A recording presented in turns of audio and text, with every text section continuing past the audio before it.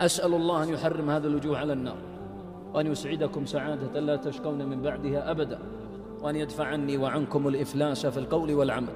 اللهم يا حي يا قيوم اغفر زلاتنا واستر عيوبنا وأمن روعاتنا وأيد بيناتنا، ونسألك باسمك الأعظم أن تجعل ما نخشاه بردا وسلاما كما جعلت النار بردا وسلاما على إبراهيم.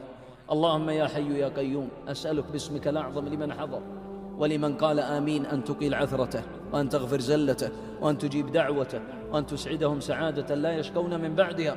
اللهم من رفع يديه إليك في يوم من الأيام وسألك يا ربي إن كان مريضا فاشفه، وإن كان مديونا فاقض دينه، اللهم من قال آمين أسألك ألا ترد له دعوة، وأسألك باسمك الأعظم الذي إذا سئلت به أعطيت وإذا دعيت به أجبت أن تدفع عن هذه الوجوه يا رب العالمين انتقامك وعذابك يا رب العالمين.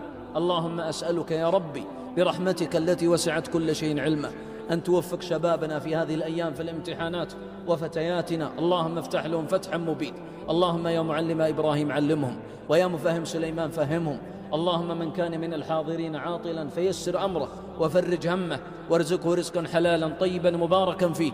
اللهم أسألك باسمك الأعظم لمن كان طريحا في المستشفيات وفي البيوت من المرضى أن تجمع لهم بين الأجر والعافية. اللهم أريهم بركة هذه الدعوة، اللهم وفقنا لهداك واجعل عملنا في رضاك.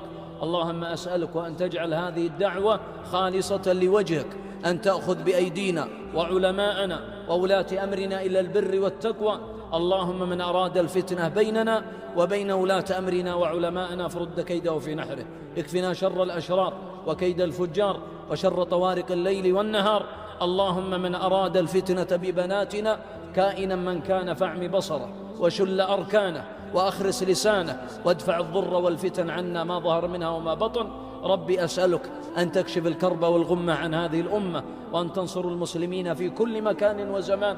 ويا حي يا قيوم لا تجعل للكافرين عليهم سبيلا، إنك ولي ذلك والقادر عليه. أسأل الله لمن كان سببا في هذا اللقاء وجمعت بهذه الوجوه الطيبة أن يجري ثوابه كما أجرى أنفاسه، وأسأل الله عز وجل يستعملنا وإياكم بطاعته، إنه ولي ذلك والقادر عليه.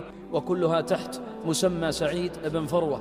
اكتب سعيد بن فروة يطلع لك واحد جميل كذا فتعرف أني أنا. أسأل الله عز وجل أن يستعملنا وإياكم بطاعته. اللهم صل وسلم على محمد.